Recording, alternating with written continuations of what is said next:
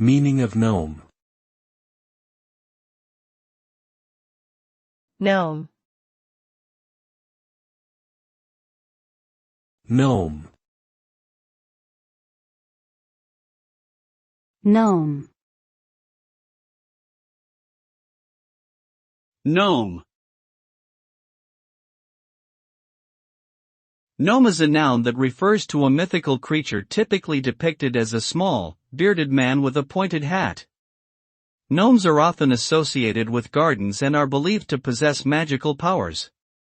In popular culture, gnomes have been depicted as mischievous but helpful creatures that enjoy playing pranks on humans.